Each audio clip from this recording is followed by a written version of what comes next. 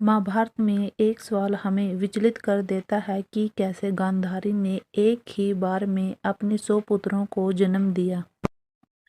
धृतराष्ट्र की पत्नी गांधारी के मन में भी पुत्रवती होने की इच्छा जागृत हुई, लेकिन धृतराष्ट्र के लाख प्रयासों के बावजूद कोई पुत्र जन्म नहीं ले पा रहा था। तब एक बार फिर से वेद व्यास को बुलाया गया और व्यास की कृपा से गांधारी ने गर्भ धारण किया।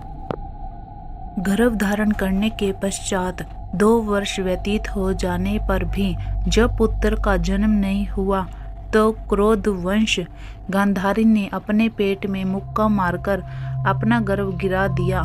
योग बल से वेद व्यास को इस घटना को तत्काल जान लिया और उन्होंने गांधारी के पास आकर अपने क्रोध को प्रकट किया। फिर उन्होंने कहा कि तुरंत ही 100 कुंडल तैयार कर उसमें घृत भरवा दो। गांधारी ने उनकी आज्ञानुसार 100 कुंडल बनवा दिए। तब वेद व्यास ने गांधारी के गर्भ से निकले मांसपिंड पर अभिमंत्रित जल छिड़का, जिसके चलते उस पिंड के अंगूठे के पोर बराबर 100 टुकड़े हो गए। वेद व्यास ने उन टुकड़ों को गांधारी के बनवाए 100 कुंडलों में रखवा दिया और उन कुंडलों को 2 वर्ष पश्चात खोलने का आदेश दे अपने आश्रम चले गए।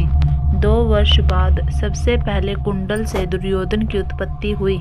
दुर्योधन के दिन ही कुंती के पुत्र भीम का भी जन्म हुआ। दुर्योधन जन्म लेते ही गधे की तरह रेंगने लगा। ज्योतिषियों से इसका लक्षण पूछे जाने पर उन लोगों ने धृतराष्ट्र को बताया, राजन, आपका यह पुत्र कुल का नाश करने वाला होगा।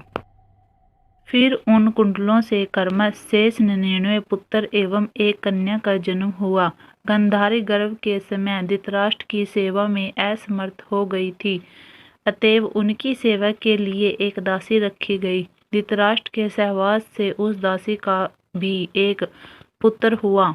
युवा होने पर सभी राजकुमारों का विवाह यथा योग्य कन्याओं से कर दिया गया।